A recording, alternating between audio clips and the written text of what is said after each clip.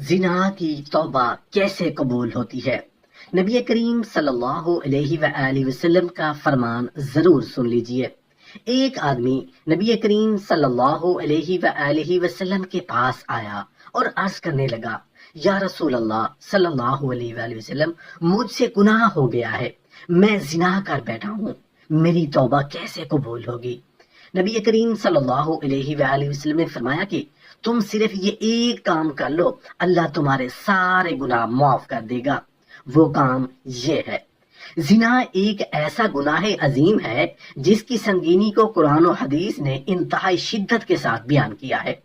یہ محض ایک برائی نہیں بلکہ ایمان، عزت اور روح کی پاکیزگی کو داغدار کرنے والا جرم ہے۔ قرآن مجید میں اللہ تعالیٰ نے فرمایا کہ زنا کے قریب بھی نہ جاؤ، بے شک یہ بے حیائی اور بدترین راستہ ہے، یعنی اس گناہ کے قریب جانا بھی تباہی کا سبب ہے۔ احادیث میں آتا ہے کہ زناکار کے لیے آسمان و زمین لعنت کرتے ہیں اور آخرت میں ان سے ایسی شدید بدبو اٹھے گی کہ جہنم کے فرشتے بھی اس سے تکلیف محسوس کریں گے۔ زنا صرف جسمانی ناپاکی نہیں بلکہ روحانی تباہی کا آغاز ہے۔ نبی کریم صلی اللہ علیہ وآلہ وسلم نے فرمایا کہ جب کوئی زنا کرتا ہے تو اس وقت وہ مومن نہیں رہتا، جب چوری کرتا ہے تو اس وقت وہ مومن نہیں رہتا، اور جب شراب پیتا ہے تو اس وقت وہ مومن نہیں رہتا، یعنی زنا ایمان کی روشنی کو مٹا دیتا ہے۔ حضرت ابو امامہ رضی اللہ عنہ سے روایت ہے کہ ایک نوجوان نبی کریم صلی اللہ علیہ وآلہ وسلم کی خدمت میں حاضر ہوا اور عرض کیا، یا رسول اللہ، مجھے زنا کی اجازت دے دیجیے۔ یہ سن کر لوگ غصے سے بھر گئے، لیکن نبی کریم صلی اللہ علیہ وآلہ وسلم نے نہ ڈانٹا نہ جھڑکا بلکہ فرمایا، میرے قریب آ جاؤ۔ نوجوان قریب بیٹھ گیا۔ آپ نے نہایت نرمی سے پوچھا، کیا تم یہ چاہتے ہو کہ کوئی تمہاری ماں کے ساتھ زنا کرے؟ اس نے عرض کیا، اللہ کی قسم ہرگز نہیں، میں آپ پر قربان جاؤں۔ آپ نے فرمایا، لوگ بھی اپنی ماں کے لیے یہ پسند نہیں کرتے۔ پھر فرمایا، کیا تم یہ اپنی بیٹی کے لیے پسند کرو گے؟ نوجوان نے کہا، اللہ کی قسم نہیں۔ آپ نے فرمایا، لوگ بھی اپنی بیٹیوں کے لیے پسند نہیں کرتے۔ اسی طرح آپ نے بہن، پھوپھی اور خالہ کا ذکر کیا اور ہر بار وہی جواب ملا کہ اللہ کی قسم میں ہرگز نہیں چاہتا۔ نبی کریم صلی اللہ علیہ وآلہ وسلم نے فرمایا، لوگ بھی اپنے اہل خانہ کے لیے ایسا نہیں چاہتے۔ پھر آپ صلی اللہ علیہ وسلم نے شفقت سے اپنا مبارک ہاتھ اس نوجوان کے سینے پر رکھا اور دعا فرمائی، اے اللہ، اس کے گناہ معاف فرما، اس کے دل کو پاک کر دے اور اس کی شرمگاہ کی حفاظت فرما۔ راوی بیان کرتے ہیں کہ اس کے بعد وہ نوجوان کبھی کسی برائی کی طرف مائل نہیں ہوا۔ یہ واقعہ اس بات کا آئینہ ہے کہ زنا صرف جسم کا جرم نہیں بلکہ دل کی ناپاکی کی علامت ہے۔ نبی کریم صلی اللہ علیہ وآلہ وسلم نے اصلاح کا جو طریقہ اپنایا وہ ہمیں یہ سبق دیتا ہے کہ برائی کو سختی سے نہیں بلکہ حکمت، محبت اور دلائل سے ختم کیا جا سکتا ہے۔ زنا سے بچنا ایمان کی حفاظت ہے اور پاکیزگی اختیار کرنا جنت کے دروازوں کو کھول دیتا ہے۔ حضرت حذیفہ بن یمان رضی اللہ عنہ سے روایت ہے کہ نبی کریم صلی اللہ علیہ وآلہ وسلم نے فرمایا، اے مسلمانوں، زنا سے بچو کیونکہ اس میں 6 بڑے نقصانات ہیں، 3 دنیا میں اور 3 آخرت میں۔ دنیاوی نقصانات یہ ہیں کہ زنا کرنے والے کی چہرے کی رونق اور نور چھن جاتا ہے، اس کی زندگی میں غربت اور تنگ دستی آ جاتی ہے، اس کی عمر گھٹ جاتی ہے۔ آخرت کے نقصانات میں شامل ہیں اللہ تعالیٰ کی شدید ناراضگی، اعمال کا سخت حساب اور دوزخ کی آگ میں ہمیشہ کے لیے جلنا۔ یہ گناہ ایسا زہر ہے جو نہ صرف روح کو گندا کرتا ہے بلکہ چہرے کی روشنی بھی چھین لیتا ہے، دل سے سکون اور عزت کو ختم کر دیتا ہے۔ نبی کریم صلی اللہ علیہ وآلہ وسلم نے فرمایا، اپنی نگاہوں کی حفاظت کرو اور اپنے چہرے کو سیدھا رکھو ورنہ تمہارے چہرے بے نور کر دیے جائیں گے۔ یعنی زنا اور فحاشی انسان کے ظاہر و باطن دونوں کو برباد کر دیتے ہیں۔ ایک نوجوان صحابی کی شادی مدینے میں ہو چکی تھی مگر شیطان نے ان کو چالاکی سے پھسلایا، ایک انصاری لونڈی کی طرف مائل کیا اور تنہائی میں اسے لے جا کر برائی کے کام میں مشغول کر دیا۔ شیطان نے اس لمحے برائی کو خوبصورت، کشش اور معصومانہ دکھایا، دونوں بہک گئے اور شرمناک عمل انجام پا گیا۔ عمل کے بعد شرم و ندامت نے اس کے دل کو تڑپا دیا، آنکھیں خون آلود ہو گئیں اور پچھتاوے میں وہ کڑہا اٹھا۔ یہ نوجوان اپنے اس جرم کے بوجھ تلے ابلتے ہوئے سیدھا حضور اقدس صلی اللہ علیہ وآلہ وسلم کی خدمت میں آیا۔ وہ روتا کانپتا اور اپنے کیے پر نادم تھا۔ نبی کریم صلی اللہ علیہ وآلہ وسلم کے حضور آ کر عرض کی، یا رسول اللہ، مجھ سے بہت بڑا گناہ ہو گیا، مجھے پاک کر دیجئے۔ مگر آپ صلی اللہ علیہ وسلم نے پہلے تو اس سے منہ موڑا، شاید درد ضمیر کو اور گہرا کرنے کے لیے، تاکہ وہ اپنی حالت کی شدت محسوس کرے۔ نوجوان واپس چلا گیا، مگر چند لمحوں بعد پھر اسی اضطراب کے ساتھ واپس آ گیا۔ اس کی پکار، اس کی بے چینی بڑھتی گئی، دل سکون نہ پا سکا، بار بار آ کر وہ روتا اور معافی کا درخواست گزار ہوتا۔ نبی کریم صلی اللہ علیہ وآلہ وسلم نے آخر کار اسے لوگوں سے الگ کرنے کا حکم دیا، مگر وہ پھر بھی واپس آیا۔ صحابہ حیران ہوئے اور آپ صلی اللہ علیہ وآلہ وسلم سے پوچھا کہ اس کی یہ حالت کیا ہے؟ بعض لوگوں نے خیال کیا شاید وہ پیتا تھا، مگر اس کی طرف جانے والے نے محسوس کیا کہ اس میں نشے کی کوئی علامت نہیں۔ پھر نبی کریم صلی اللہ علیہ وآلہ وسلم نے پوری بات دریافت فرمائی، اور جب حقیقت واضح ہوئی تو سنگین سزا کی طرف اشارہ ہوا۔ شروع کے مطابق حدود نافذ ہو گئیں، پر حد جاری کی گئی اور وہ عملاً انجام تک پہنچا۔ جب اسی نوجوان کی نماز جنازہ پڑھی گئی اور اسے دفن کیا گیا تو لوگ آپس میں سرگوشیاں کر رہے تھے کہ دیکھو اللہ کا پردہ اس پر تھا، مگر اس نے خود اپنے آپ کو تباہ کر لیا۔ نبی کریم صلی اللہ علیہ وآلہ وسلم خاموش دکھائی دیے۔ پھر راستے پر ایک مردہ گدھا پڑا دیکھا گیا، جسے دھوپ میں چھوڑ کر سڑنے دیا گیا تھا۔ آپ صلی اللہ علیہ وآلہ وسلم نے لوگوں سے کہا کہ اترو اور اس کا گوشت کھاؤ۔ صحابہ نے تعجب سے کہا، اے رسول اللہ، کون کھا سکتا ہے؟ آپ صلی اللہ علیہ وسلم نے فرمایا، جو تم اپنے بھائی کی عزت پامال کرتے ہو وہ اس گدھے کو کھانے سے بھی زیادہ قابل نفرت ہے۔ پھر آپ صلی اللہ علیہ وسلم نے اس نوجوان کی توبہ کی شان بیان فرمائی۔ صحابی نے ایسی سچی، خالص اور پرغم توبہ کی کہ اگر اس امت میں بانٹ دی جاتی تو سب کے لیے کافی ہوتی۔ آپ صلی اللہ علیہ وسلم نے فرمایا کہ مجھے اس ذات کی قسم جس کے ہاتھ میں میری جان ہے، وہ اس توبہ کے بعد جنت کی نہروں میں غوطہ زن ہے۔ یہ بیان ہمیں بتاتا ہے کہ انسان کا گناہ چاہے کتنا ہی بڑا کیوں نہ ہو، اگر توبہ دل سے، عاجزی کے ساتھ اور صدقے نیت سے کی جائے تو اللہ کی رحمت وسیع ہے، اللہ بندے کے دروازے بند نہیں رکھتا۔ یہ واقعہ دو واضح پیغامات دیتا ہے، ایک تو نفس کی کمزوری اور شیطان کی چالوں سے ہمیشہ ہوشیار رہو، برائی کو کبھی خوبصورت نہ سمجھو۔ دوسرا یہ کہ گناہ کے بعد سچی توبہ ایک ایسی قوت ہے جو انسان کو نہ صرف اللہ کے قریب کر دیتی ہے بلکہ اس کے لیے خیر و برکت اور مغفرت کے دروازے کھول دیتی ہے۔ سنبھل کر رہو، اپنی نگاہوں اور دل کو بچاؤ، اور اگر کبھی غلطی ہو جائے تو فوراً نصوحانہ توبہ کر لو، کیونکہ اللہ تعالیٰ اپنے توبہ کرنے والوں کو گلے لگا لیتا ہے اور ان کے ماضی کو معاف کر کے انہیں نئی زندگی عطا کرتا ہے۔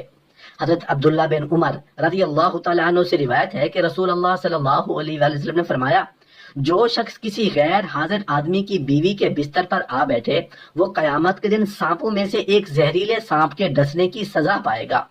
اور نبی کریم صلی اللہ علیہ وسلم نے فرمایا کہ جو اپنے ہمسائے کی بیوی کے ساتھ زنا کرتا ہے اس کا گناہ عام زنا سے 10 گنا زیادہ بڑھا دیا جاتا ہے، کیونکہ پڑوسی کے بھی حقوق ہیں۔ حضرت عبداللہ رضی اللہ عنہ فرماتے ہیں کہ میں نے رسول اللہ صلی اللہ علیہ وسلم سے پوچھا، اللہ کے نزدیک سب سے بڑا گناہ کون سا ہے؟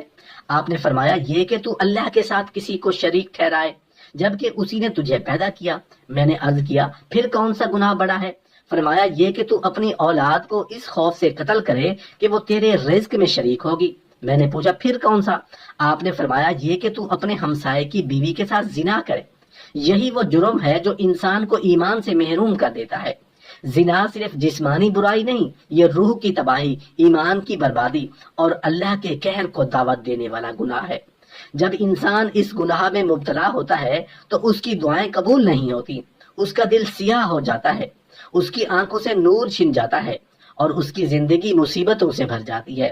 اسلام نے زنا کو صرف اس لیے حرام نہیں کہا کہ یہ اخلاقی گناہ ہے، بلکہ اس لیے کہ یہ انسانیت کے خمیر کو آلودہ کرتا ہے۔ زنا کے پھیلنے سے نسب ختم ہو جاتے ہیں، خاندان ٹوٹ جاتے ہیں، عزت اور غیرت مٹ جاتی ہے اور معاشرہ حیوانوں کی سطح پر آ جاتا ہے۔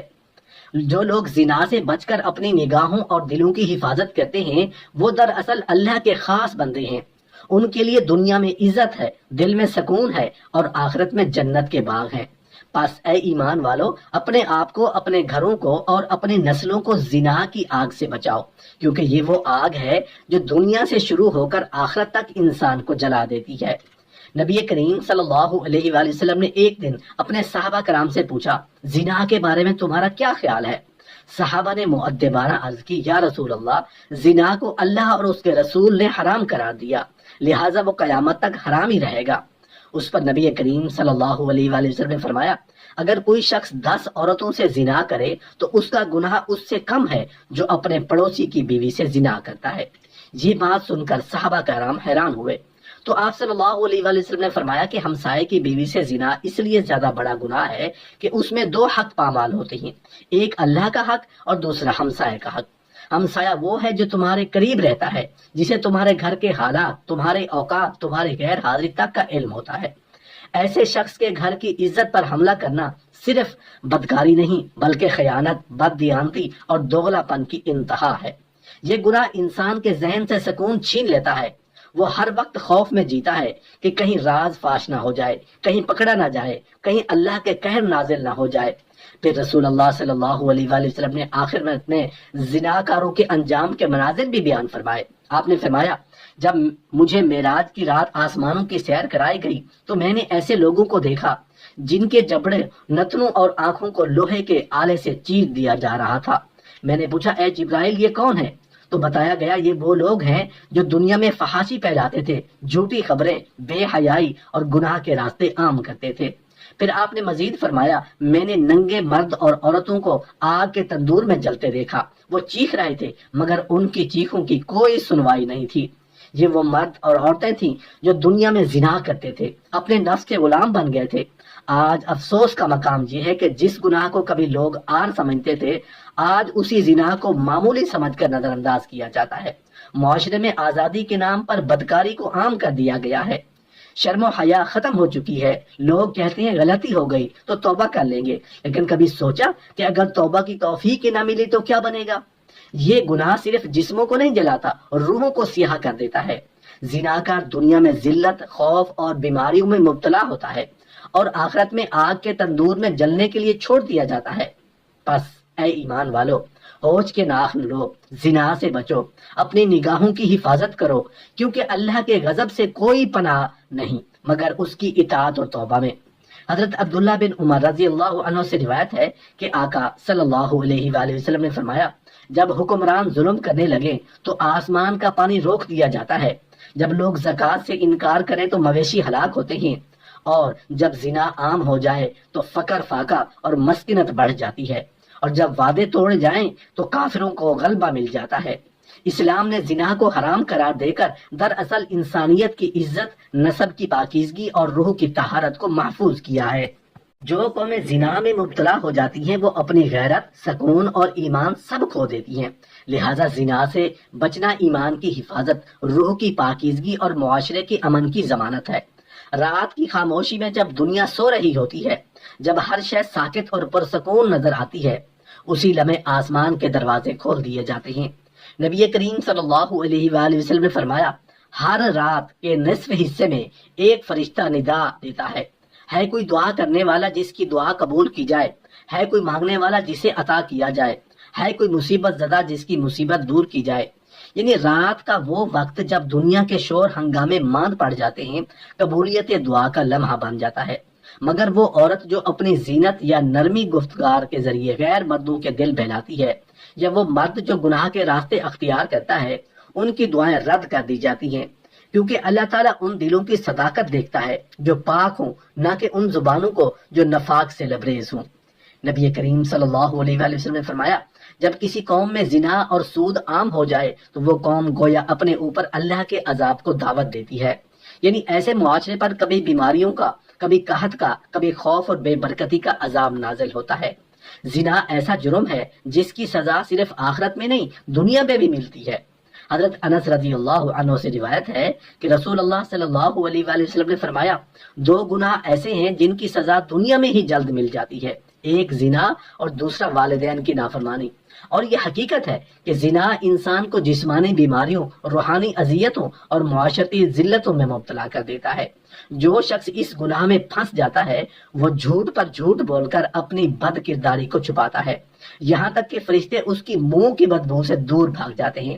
اللہ کی حفاظت اس سے ہٹ جاتی ہے اور وہ دنیا میں بھی ذلت کا نشان بن جاتا ہے۔ بڑھاپے میں زنا کرنے والے پر تو اللہ کا عذاب اور زیادہ شدید ہو جاتا ہے۔ حدیث میں آتا ہے 3 اشخاص ایسے ہیں جن سے اللہ قیامت کے دن بات نہ کرے گا، نہ ان پر نظر کرم فرمائے گا، اور ان کے لیے دردناک عذاب ہے: بوڑھا زانی، جھوٹا حکمران اور متکبر فقیر۔ یہ وہ لوگ ہیں جنہوں نے اپنی روح کو گناہ کی زنجیروں میں جکڑ لیا، اپنی شرم و حیا کو بیچ ڈالا اور اپنے رب کے غضب کو دعوت دی۔ نبی کریم صلی اللہ علیہ وآلہ وسلم نے فرمایا کہ جس بستی میں زنا عام ہو جاتا ہے وہاں موتیں کثرت سے ہونے لگتی ہیں، دل سخت ہو جاتے ہیں، قتل اور خون ریزی بڑھ جاتی ہے اور برکت اٹھا لی جاتی ہے۔ اور جو شخص کسی غیر حاضر مرد کی بیوی کے ساتھ بدکاری کرتا ہے اس پر قیامت کے دن ایک زہریلا سانپ مسلط کیا جائے گا جو اسے ڈستا رہے گا، کیونکہ عورت کا شوہر اس کا محافظ ہے، اور اگر کوئی اس کے نہ ہونے میں اس کی عزت پامال کرتا ہے تو وہ اللہ کے نزدیک سخت مجرم ہے۔